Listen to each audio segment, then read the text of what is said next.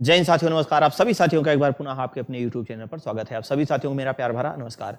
आज की जो हम लोगों की श्रृंखला है वो आप देख रहे हैं कि मॉडल पेपर आज हम लोगों का 11 है और आज का जो पेपर है वो बहुत ही शानदार तरीके से जिस प्रकार से आपका पेपर है इसमें 4 पेपर आपका और बचा हुआ है। ये जैसे ही हो जाएगा उसके बाद हम आपका 5 प्रैक्टिस संभावित एकदम पूरी तरह से उसमें केवल नए क्वेश्चन रहेंगे, उनका प्रीवियस ईयर से कोई मतलब नहीं रहेगा। तो चलिए हम लोग शुरुआत करते हैं अपने पहले क्वेश्चन की तरफ। पहला क्वेश्चन आपके स्क्रीन पे दिख रहा है, आप जल्दी से जो है फटाक से देखिए और इसको जो है आप लगाने का प्रयास करिए। देखिए पहला क्वेश्चन क्या कह रहा है कि मराठा साम्राज्य शिवाजी की मृत्यु के बाद तीसरे छत्रपति कौन बने थे। तो शिवाजी की जैसे मृत्यु हुई तो तुरंत उस टाइम राजाराम बने और राजाराम के बाद तुरंत जो है फिर संभाजी आ गया, लेकिन संभाजी के फिर बाद जो है राजाराम आया। तो तीसरे शिवा यहां पर हम कह सकते हैं कि तीसरे जो छत्रपति थे वो किसको माना जाएगा, राजा राम को ही माना जाएगा। ठीक, अगला प्रश्न है हीनयान और महायान। हीनयान महायान का संबंध किस धर्म से है, तो बौद्ध धर्म से है। हीनयान और महायान, हीनयान के जो लोग थे वो बुद्ध के आदर्शों को मानते थे और जो महायान के लोग थे वो इनकी पूजा करते थे। ठीक, अगला प्रश्न है कि निम्न में भारत का सबसे उत्तरी बिंदु कौन सा है। तो भारत के सबसे उत्तरी बिंदु की अगर हम लोग बात करें, ये उत्तरी बिंदु इंदिरा काल है, इबीथू है, गौरी माता है, कन्याकुमारी है और आपका ये इंदिरा पॉइंट है। तो ऊपर वाला आपका कौन सा है, इंदिरा काल। कहाँ स्थित है, तो आपका लद्दाख में स्थित है। ठीक, अगला प्रश्न है कि रिबूटिंग इंडिया रियलाइजिंग अ विलियम इंस्पिरेशन नामक पुस्तक के लेखक कौन है। तो भैया नंदन नीले कड़ी जी हैं। कौन है, नंदन नीले कड़ी जी हैं। ठीक, अगला प्रश्न है कि पूर्ण रूप से जीएसटी की सिफारिश किसके द्वारा की गई थी। तो भैया विजय केलकर समिति की सिफारिश पर इसको लाया गया था और इसको संशोधन किया गया था। और जब संशोधन किया गया तो 101वां संशोधन था, 101वां संशोधन, और इससे संबंधित 2 आर्टिकल बने। एक 246 ए बना जिसमें जीएसटी की बात की गई और एक 279 ए बना जिसमें परिषद की बात की गई, मतलब जीएसटी परिषद की बात की गई, जीएसटी काउंसिल की बात की गई है। अगला प्रश्न है कि भारत का पहला साइबर पुलिस स्टेशन स्थापित किया गया, कहां पर स्थापित किया गया है। तो दक्षिण भारत अर्थात बंगलुरु में स्थापित किया गया है। ठीक, अगला प्रश्न है कि कब संयुक्त प्रांत का नाम बदलकर उत्तर प्रदेश कर दिया गया। तो भैया उत्तर प्रदेश कब किया गया संयुक्त प्रांत का नाम बदलकर, तो 24 जनवरी 1950 को। 24 जनवरी 1950 को उत्तर प्रदेश की कह सकते हैं तो स्थापना हुई है। ठीक, काला नमक चावल किस्म को एक जिला के उत्पादन योजना के तहत उत्तर प्रदेश के किस जिले से उत्पादन के रूप में चुना गया है। तो किस जिले से किया गया है भैया, सिद्धार्थनगर से। कहां से किया गया है, सिद्धार्थनगर से। ठीक, अगला प्रश्न है कि सूफी कवि अमीर खुसरो का जन्म उत्तर प्रदेश के एटा जिले में हुआ है। उत्तर प्रदेश के एटा जिले के आसपास 1000 ईसा पूर्व के आसपास लोहे की खोज हुई थी, सबसे पहले यहीं से ही मानी जाती है। अगला प्रश्न है, अगला है कि बहू बेगम का मकबरा उत्तर प्रदेश के कहां है भैया। तो फैजाबाद में है, जिसका नाम आज बदल के वर्तमान में क्या कर दिया गया है, तो अयोध्या कर दिया गया है। ठीक, अयोध्या कर दिया गया है। अगला प्रश्न है निम्नलिखित में से प्रसिद्ध भारतीय शास्त्रीय गायिका को उसके शिष्यों द्वारा प्यार से अप्पा जी बुलाया जाता था। तो प्यार से अप्पा जी किसको बुलाया जाता था, तो अप्पा जी किसको बुलाया जाता था भैया, गिरिजा देवी को। किसको बुलाया जाता था, गिरिजा देवी को प्यार से अप्पा जी कह के बुलाते थे। उत्तर प्रदेश के वर्तमान मुख्यमंत्री कौन है, योगी आदित्यनाथ जी। क्वेश्चन पूछता है ये किस संप्रदाय से संबंधित है। तो भैया ये नाथ संप्रदाय से संबंधित हैं। इनका जन्म जो था वो उत्तराखंड में हुआ है और वहां पर एक नाथ संप्रदाय हुआ करता था, उसी से ये संबंधित हैं और गोरखपुर में आकर के जो है अपना पूजा पाठ वगैरह करने लगे थे। उत्तर प्रदेश के निम्नलिखित जिलों में से किसकी सीमा नेपाल के साथ लगती है। देखिए महाराजगंज। टोटल नेपाल के साथ अगर हम बात करें तो उत्तर प्रदेश के कितने जिले लगते हैं, 7 जिलों की सीमा लगती है, जिसमें महाराजगंज की सीमा स्पर्श करती है। यूपी में बहुत शानदार तरीके से पढ़ाया है। 1699 ईस्वी में खालसा पंथ की स्थापना। खालसा निष्ठावान समुदाय जिसने अपने विश्वास के दृश्य प्रतीकों को पहनने और योद्धाओं की तरह प्रशिक्षित हुआ, यह किसके द्वारा लाया गया था। तो 10वें सिख गुरु गोविंद सिंह के द्वारा लाया गया था। ठीक, किस सिख गुरु ने सिख विवाह समारोह की शुरुआत आनंद कारज के नाम से की थी। भैया आनंद कारज के नाम से शुरू की थी किसने? अमरदास ने। और अमरदास की पुत्री का नाम क्या था? इनकी पुत्री का नाम था बीबी भानी। क्या नाम था? बीबी भानी। बीबी भानी। बीबी भानी का जो विवाह हुआ था, इनका जो विवाह हुआ था वो किसके साथ हुआ था? तो वो रामदास के साथ हुआ था। किसके साथ हुआ था? रामदास। रामदास जो थे वो चौथे सिख गुरु हुए थे। अगला प्रश्न है कि निम्न में कौन सा कथन सही है?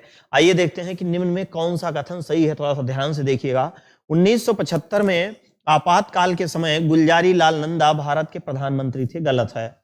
1975 आपातकाल के समय इंदिरा गांधी भारत की प्रधानमंत्री थी। बिल्कुल सही है। ठीक, बी वाला ऑप्शन सही है। समय चौधरी चरण सिंह प्रधानमंत्री। गलत है। मोरारजी देसाई, ये भी आपका गलत है। तो 1975 आपातकाल के समय इंदिरा गांधी क्या थी? प्रधानमंत्री थी। ठीक, अगला प्रश्न है भाई,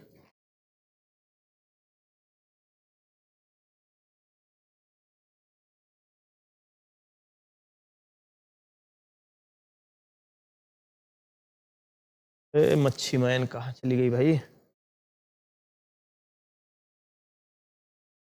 चलिए देखिए, निम्नलिखित में से कह रहा है कि निम्नलिखित में से कौन सा सही मिलान है? बहुत ध्यान से आप देखिएगा कौन सा सही मिलान है। 19 का ई जो कहता है वो निवास करने की बात करता है। किसकी बात करता है? निवास करने की बात करता है। निवास करने की बात करता है। 19 बी जो है बसने की कह रहा है, ये बैठने की बात करता है ना? ये बैठने की बात करता है। बैठने मतलब सभा करने की बात करता है ना? सभा करने की बात करता है। 19 ए जो है भाषण एवं अभिव्यक्ति की स्वतंत्रता की बात करता है। 19 और जी जो है, जी जीविका चलाने के लिए, हमने आपको पहले से ही बताया है। जीविका मतलब जीवन यापन की बात करता है। जीवन यापन की बात। तो इसमें आपका कौन सा सही होगा? केवल और केवल आपका सी आंसर सही होगा। सी आंसर सही सुमेलित है, बाकी आपका एक भी नहीं। हमने बहुत शानदार ट्रिक से आपको इसको 19 से लेके सब बता दिया है। निम्नलिखित में कौन गलत है? देखिए, राज्यपाल राष्ट्रपति द्वारा नियुक्त किया जाता है। कौन सा गलत है? सही है। राष्ट्रपति मच्छी मैन, राष्ट्रपति प्रसाद पर्यंत राज्यपाल का कार्य रहता है। सही है। राज्यपाल राष्ट्रपति को अपना त्याग पत्र देता है। सही है। 30 वर्ष की आयु में व्यक्ति राज्यपाल बन सकता है? नहीं, 35 वर्ष की अवस्था में बन सकता है। राज्यपाल बनने के लिए कितनी उम्र होनी चाहिए? 35 वर्ष होनी चाहिए। राष्ट्रपति, उपराष्ट्रपति और राज्यपाल ये बनने के लिए क्या होनी चाहिए? 35 वर्ष उम्र होनी चाहिए लगभग। ठीक है, ये इसका निर्धारण मतलब नहीं है, लेकिन 35 वर्ष का होना चाहिए। अगला प्रश्न है कि भारत के केंद्रीय रेल मंत्री को किनकी सलाह पर नियुक्त किया जाता है? तो प्रधानमंत्री की सलाह पर राष्ट्रपति नियुक्त करते हैं। प्रधानमंत्री की सलाह पर कौन नियुक्त करते हैं? राष्ट्रपति नियुक्त करते हैं। अगला प्रश्न है कि निम्न में से कौन सा सही है? आइए हम लोग देखते हैं कि इसमें से कौन सा सही है। बहुत ध्यान से आपको देखना है। जाकिर हुसैन भारत के पहले मुस्लिम राष्ट्रपति थे। एकदम सही है भैया ये लाइन तो अभी तक तो सही है, गुड है। मोहम्मद हिदायतुल्लाह भारत के पहले मुस्लिम राष्ट्रपति थे? नहीं, ये नहीं थे। मोहम्मद हिदायतुल्लाह जो है वो केवल और केवल कार्यवाहक राष्ट्रपति बने थे। फखरुद्दीन अली अहमद भारत के पहले मुस्लिम राष्ट्रपति थे? नहीं, ये दूसरे मुस्लिम राष्ट्रपति थे। एपीजे अब्दुल कलाम भारत के पहले मुस्लिम राष्ट्रपति थे? ये तीसरे मुस्लिम राष्ट्रपति थे। तो पहला वाला ऑप्शन आपका सही है। निम्नलिखित में से कौन सी जॉर्डन की राजधानी है? इजराइल और जॉर्डन की सीमा पर एक झील पाई जाती है। आप कमेंट करके बता दीजिएगा वो कौन सी झील है जिसमें आदमी लेट जाता है और आराम से उसमें डूबता नहीं है। लेकिन यहां पर क्वेश्चन पूछा है कि जॉर्डन की राजधानी क्या है? तो भैया जॉर्डन की राजधानी क्या है? अम्मान। क्या राजधानी है? अम्मान यहाँ की राजधानी है। अगला प्रश्न है कि निम्नलिखित में से कौन सी मंगोलिया की मुद्रा है? तो भैया तुगरिक। तुगरिक तुगरिक तुगरिक कहाँ है? तो तुगरिक जो है वो मंगोलिया की मुद्रा है। अगला प्रश्न है कि एशिया में तीसरा सबसे अधिक आबादी वाला देश कौन सा है? और तीसरा आबादी वाले देश की अगर हम लोग बात करें तो यहाँ पर आपका कौन सा हो जाएगा? इंडोनेशिया हो जाएगा। एशिया महाद्वीप के निम्नलिखित में दक्षिणी अमेरिका राष्ट्रों में से किसमें दक्षिणी अमेरिका क्षेत्र की सबसे बड़ा वन? भैया सबसे बड़ा वन पूरे दक्षिणी अमेरिका की तो बात ही छोड़ दिए, पूरे विश्व की अगर हम लोग बात करेंगे तो विश्व स्तर पर भी आपका ब्राजील पहले स्थान पे हो जाता है यहाँ।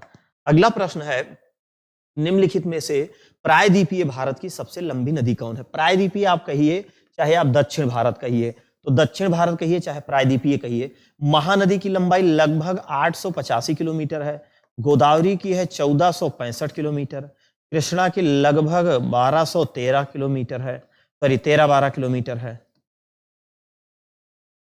13-12 के आसपास है, 13-12 है। कावेरी की बात करें तो 805 है।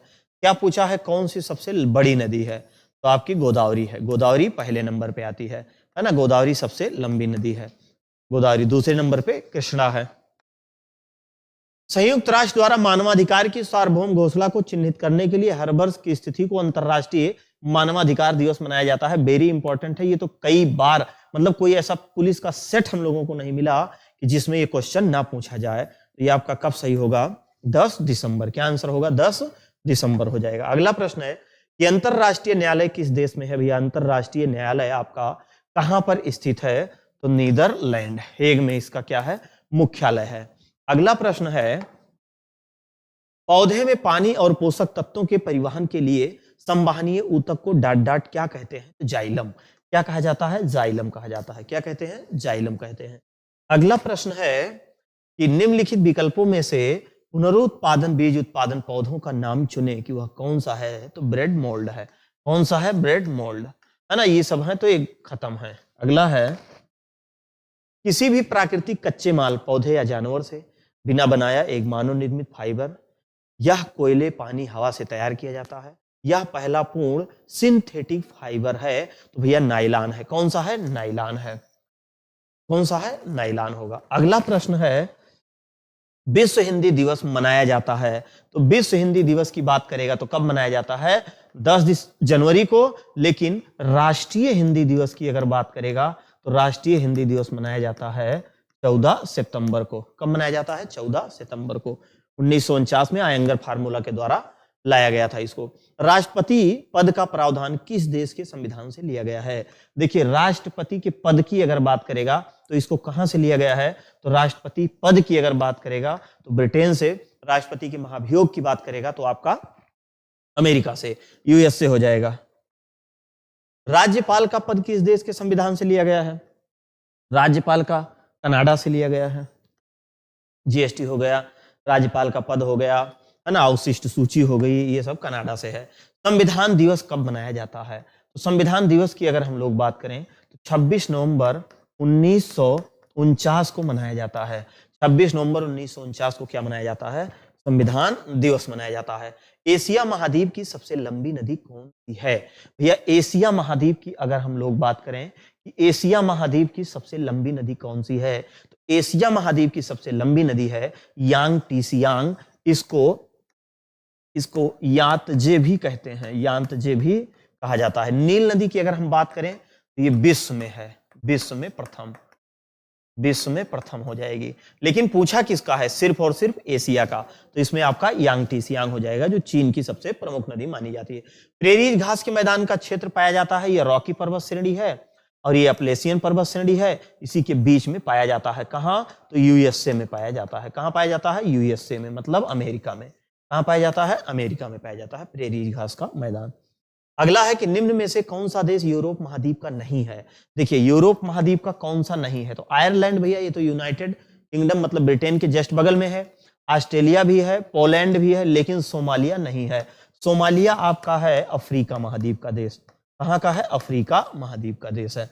अगला प्रश्न अर्थात अंतिम सवाल आपका है, निम्नलिखित में से किस महाद्वीप को विषमताओं का महाद्वीप कहते हैं? देखिए, विषमताओं की अगर हम लोग बात करें तो जो एशिया महाद्वीप है, पर्वत, पठार, समतल मैदान, कुछ घास के मैदान, तो एक अलग तरीके से यहाँ का क्लाइमेट है, जिसके कारण इसको क्या कहते हैं? विषमताओं का महाद्वीप।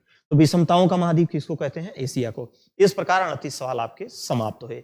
4 पेपर इसमें और लगभग आपका होगा, उसके बाद आपका ये पूरा समाप्त हो जाएगा। तो इससे जो क्वेश्चन है वो आपके लिए बहुत ही कारगर होंगे। आपको इससे पता चलेगा कि किस लेवल का एग्जाम में क्वेश्चन पूछा जाता है, और ज्यादातर क्वेश्चन तो आप देखिएगा इन्हीं पेपरों में से मिलते रहेंगे। मिलते हैं नेक्स्ट क्लास में, तब तक के लिए आप सभी साथियों को जय हिंद, वंदे मातरम।